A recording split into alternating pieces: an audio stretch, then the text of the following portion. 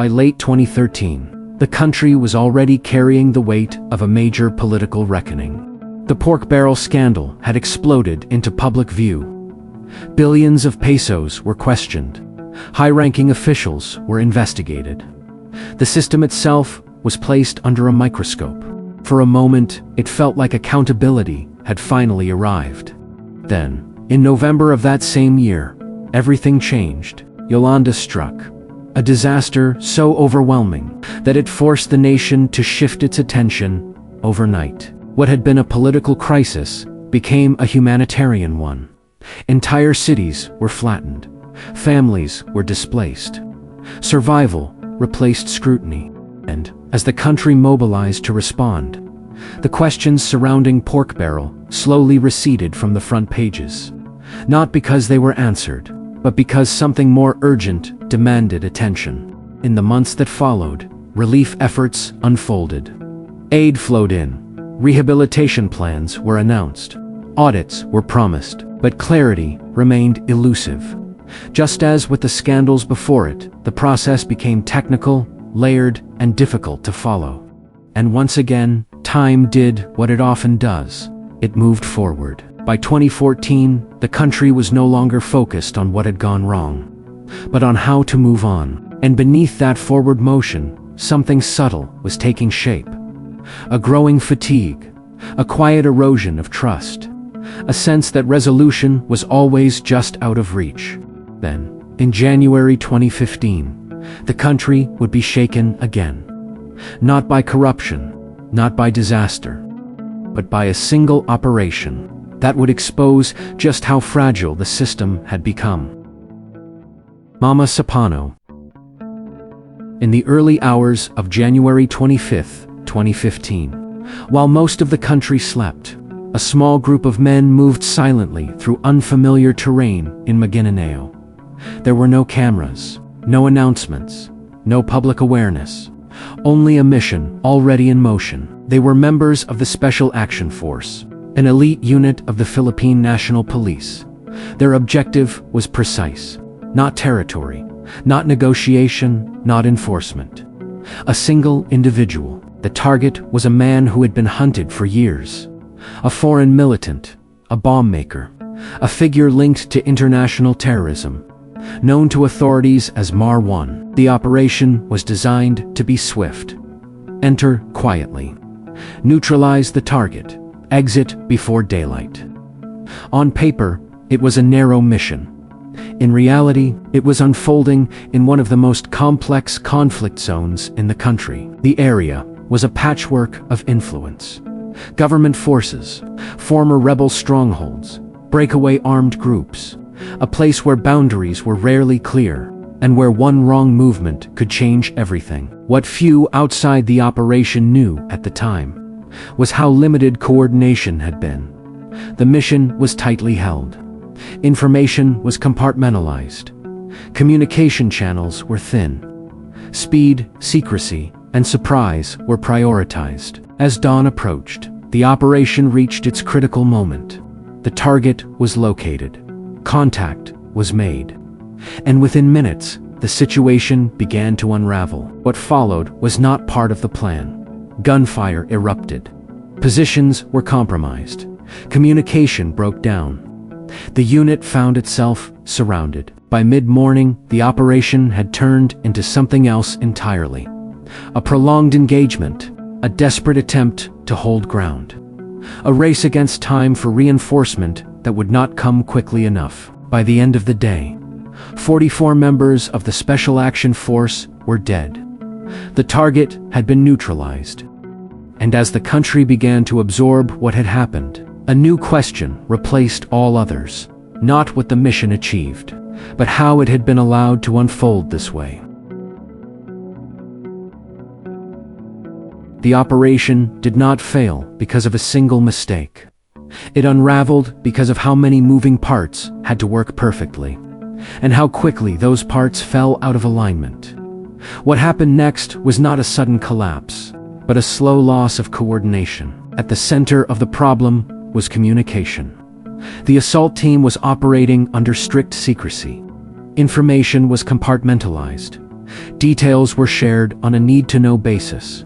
This limited exposure was meant to protect the mission, but it also meant that once things changed, very few people had the full picture. The support units were already in position when daylight began to break. Their role was defensive, to hold ground, to secure movement, to block interference. They were not meant to fight a prolonged battle, but they were also the most exposed. As the operation progressed, communication became unreliable. Updates were delayed. Messages were incomplete.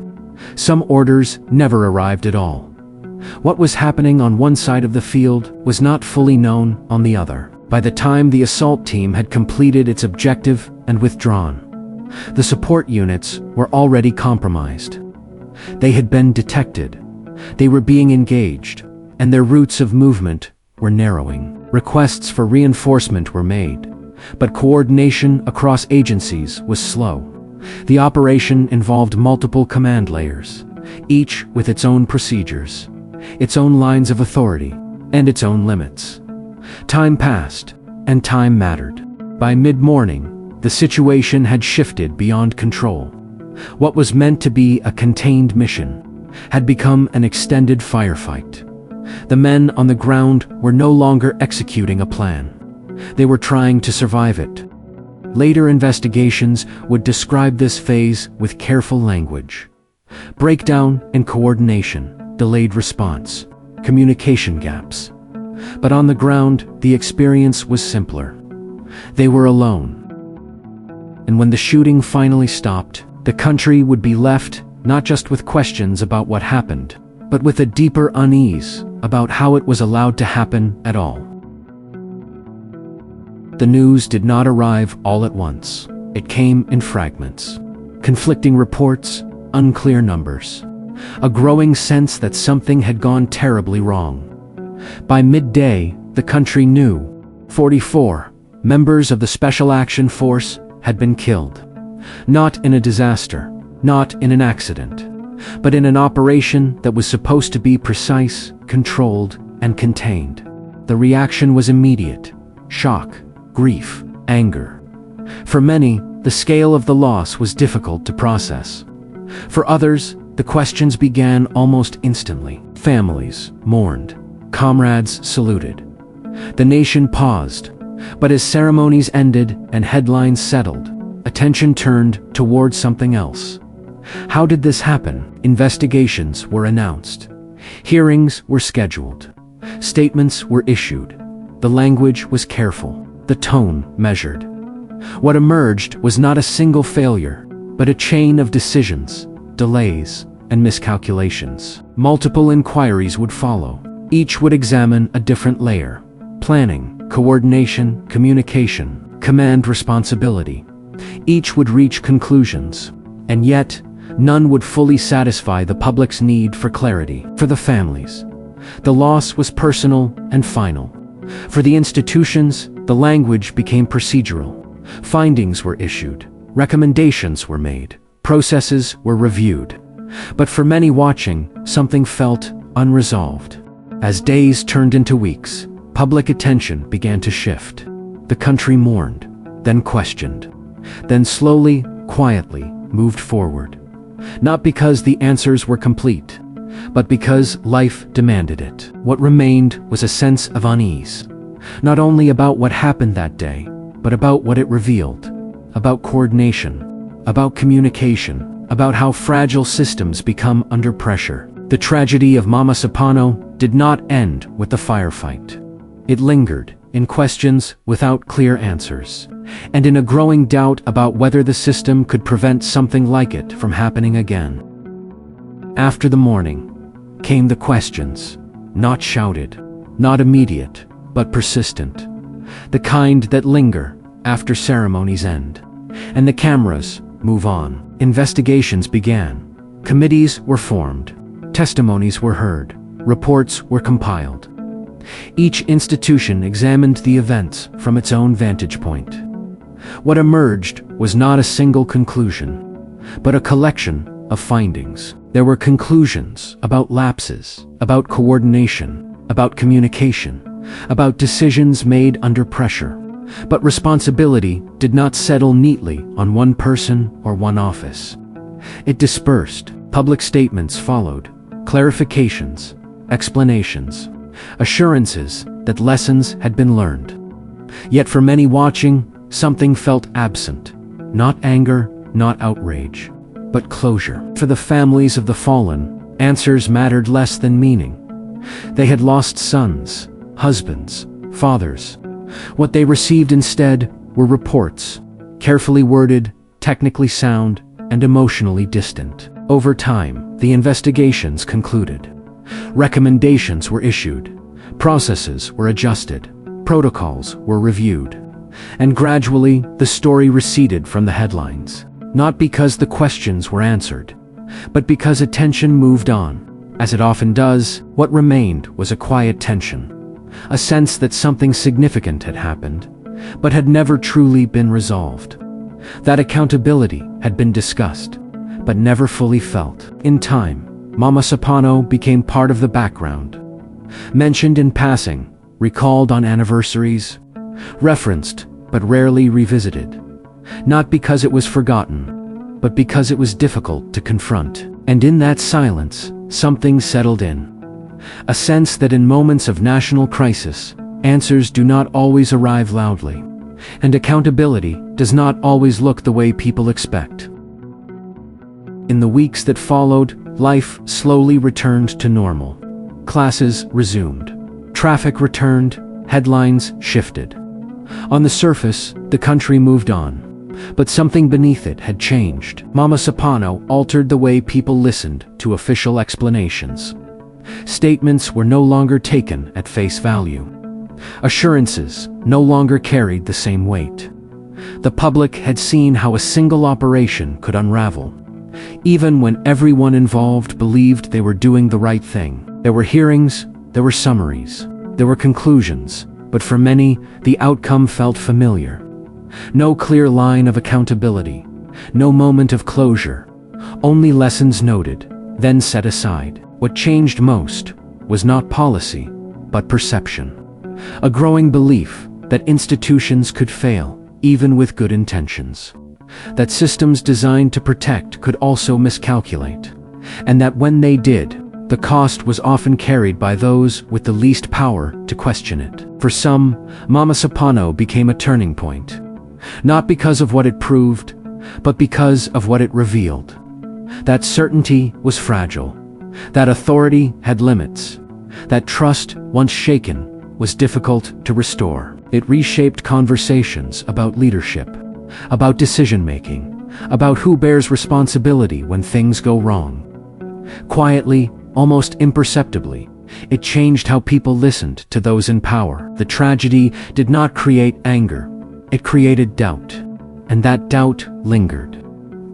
Long after the headlines faded, Mamasapano did not end a chapter. It quietly changed the way the next one would be read. By the time the investigations ended, the country had already begun to change. Not in loud declarations, not in sudden upheaval, but in tone. Public conversations shifted. They became less about policies and more about certainty, less about procedure and more about decisiveness. The question many people began asking was no longer what happened, but who could prevent it from happening again. Mamasapano did not directly change the political landscape, but it altered the emotional one. It left behind a sense that systems were slow, that explanations were complicated, that accountability was distant.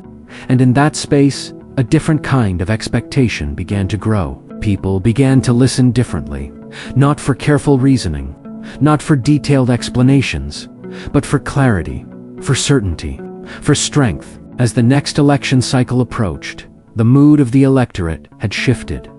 The country was tired of ambiguity, tired of investigations without endings, tired of answers that felt incomplete. What followed was not a rejection of institutions, but a longing for decisiveness, for leadership that appeared firm, for direction that felt clear, for outcomes that did not require explanation. Mamasapano did not dictate the future. but it shaped the questions people carried into it.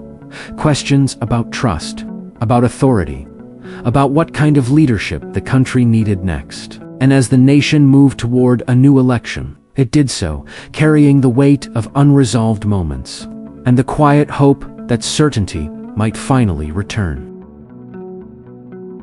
In the months that followed, the country moved forward, not because everything had been resolved, but because something else always demanded attention. Another headline, another crisis, another moment that pushed the last one further into memory. What happened after Mamasapano was not unusual. It was familiar. The story did not end. It was replaced. New issues took center stage. New debates filled the airwaves. New concerns demanded answers. And quietly, the questions left behind by the last crisis grew harder to return to. This was not forgetfulness. It was momentum. A system moving forward before it had fully processed what came before. Unanswered questions did not disappear. They simply remained where they were, waiting for a moment that never quite arrived. Over time, this became familiar. A cycle. Attention rises. Pressure builds. A crisis peaks. And before clarity can settle, something else takes its place. Not because the public stops caring, but because the weight of one unresolved moment makes room for the next. And so, resolution becomes rare. Not denied, not rejected, just postponed. This is how the pattern holds. Not through silence, not through forgetting, but through motion. One unfinished story giving way to the next.